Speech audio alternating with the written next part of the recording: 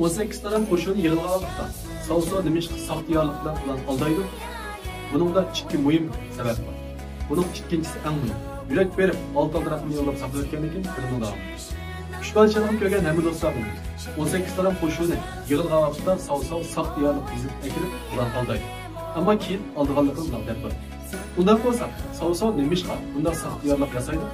Buning birinchi sababi şu vaqtda Sausoning amaliy kuchi uncha bo'ladi. Qo'lastiki lashkarlari uncha ko'p.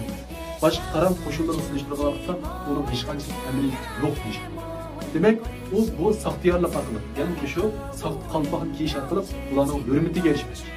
Ularning oldida o'zininki yuqori tabiatga, ya'ni podshoh e'tirof qilgan odam ekanligini isbotlaydi. Ikkinchi sabab bo'lsa, 18 taraf qo'shini yig'ilgan bilan ularning nishonini, ya'ni qaysi sabab bilan urush qilmoqchi yoki do'jo qarshi chiqmoqchi bo'lganligi aniq. Shunga bularning aslida ittifoqsizlik kuchli.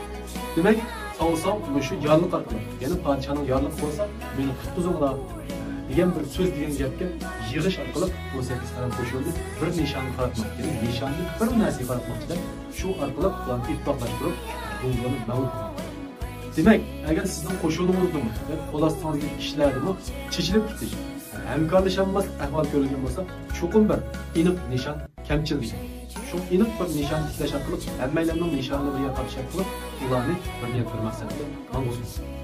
Agar siz bu gaplarni qo'shilsangiz, astiki tasavvurga albatta qoldirib texnik ish podshohlikka jahondash, xodim boshqarish, korxona boshqarish ayt yurish darsidan olmoqchi bo'lsangiz, ya'ni men bunday to'p so'zlayotgan yurish dars so'zidan to'pga kirmoqchi bo'lsangiz, ayrim qanday uchur qiling, men sizni to'p qo'shib qo'yaman.